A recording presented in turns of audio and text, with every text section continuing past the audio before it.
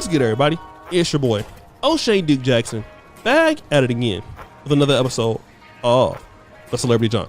So guys, I want to talk about opportunities for successful men, okay? And let me just say this real quick. I'm getting close to the middle age. My mom says I'm relatively a young man, but she's in her 70s. So anybody who's 70, I believe that 40 something is young. Just like somebody 90 believes somebody 70 is young. But anyways, it's relative, right? And let me just say this. Being a successful, overachieving man, you make mistakes. Many mistakes as anybody in any other socioeconomic class.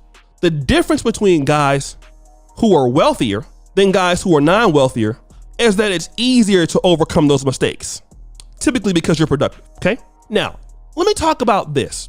When I was coming up, I always believed that no matter how much money I made, the woman that I was dealing with or that I felt was beautiful was more of a prize than I was. A wife is a complete prize. You know, not that she had to do anything, but just, you know, the fact that she chose me, despite the fact I'm being a productive man, right? I didn't know how it worked until I got a little bit older. And what I found out was that it wasn't as true as I thought, because I used to always hear, like, if you don't do for your woman, some other man will do it for her, right? That was the stipulation that you were hearing. If you don't take care of your woman, another man will do it. And what that ended up turning out to be was, if you won't date her, some guy will temporarily date her, meaning that you will have a situationship somewhat temporarily. But that didn't necessarily mean that if you didn't commit to her long term, some other man that she liked and was attracted to would also commit to her long term. It just meant that she had a lot more easier opportunity getting back on her feet dating than you would. That's really what the situation was. And I'm gonna prove it. Quavo, he was with Sweetie. It was a tumultuous relationship, okay? Sweetie went and then exposed little baby for, you know, giving her $100,000. But to be fair, Sweetie is not dating anybody high profile at all. She's still talking crap, rapping and things like that, exposing people, whatever the hell she's doing, right? Is Sweetie attractive? Sure. I will never say that she's not attractive. She's definitely an attractive young lady. But can Sweetie get somebody on the level of Quavo to say, that's my girl, that's my wifey? The answer is no. We haven't seen it yet. But now let's look at Quavo. Quavo is not without problems. You know, he had a tumultuous time with Sweetie. His feelings got out there. He was exposed a little bit. He made some mistakes. But who is he dating now? Well, let's look at the receipts, okay? Now, he has been linked to Chloe Bailey the last month. And this person, Rory, says Quavo and Chloe Bailey together at my hotel in Miami. And you saw them post these two pictures at the same time in Miami, right? Gossip T posted that. So now, if this is true, they're both in Atlanta. We could actually say that Quavo upgraded, because Chloe Bailey, in my honest opinion, is more attractive than Sweetie, naturally. Sweetie has BBLs. And if you want to talk about who looks and acts more feminine, Chloe Bailey wins there. I think Chloe Bailey might be in LA every now and then, in Atlanta, whatever, right? So Quavo was able to get Chloe Bailey. Sweetie has not been able to get anybody like Quavo. What does that tell you about being a man? You have ultimately more options as the days get longer. Now, when you're younger, women have more options than you. People are pursuing them and things like that. But when women get older, in 24, 25, something like that, and up, okay, around Sweetie's age, here's what happens. Rich guys get fewer and fewer and fewer, right? Women's standards also go up, up, up. Meaning that when Sweetie dates Quavo, she's gonna be wanting to date somebody at that standard or higher.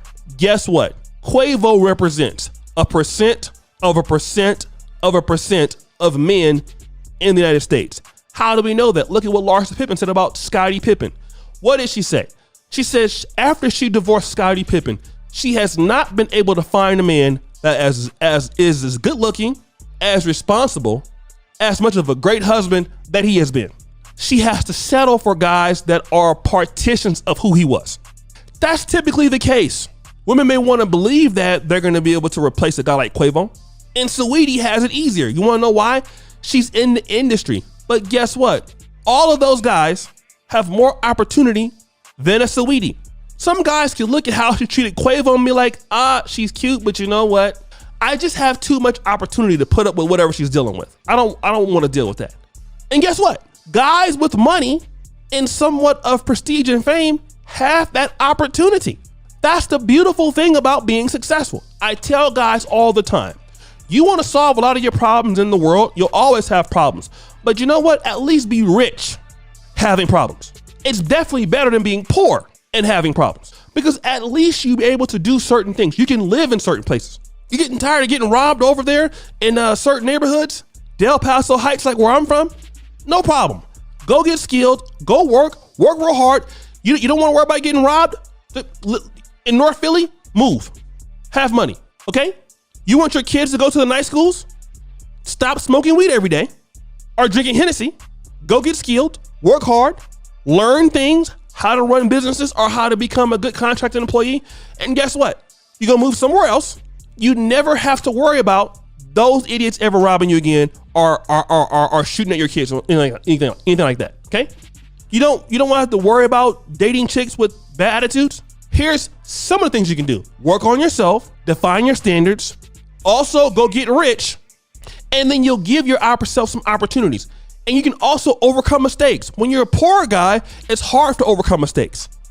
When you're a wealthy guy or rich guy, you can be in Johannesburg 1 week, Dubai the next week, Atlanta, Miami, you can be in a circle, and you can overcome them with even better looking women that have better opportunities. Now, your ex-girlfriends will have a little bit more trouble than that, because very successful men are already spoken for, already married for the most part.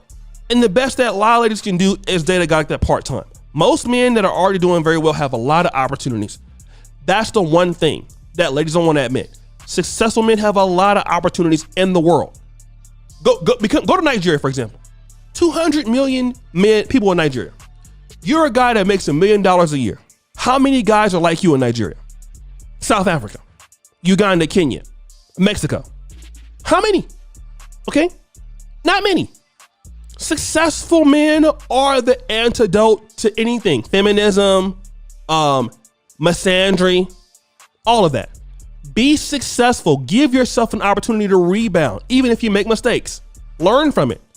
There are always going to be women that look at you as being irresponsible, that are on a higher level if you give yourself the opportunity to be there. If not, you'll never get them.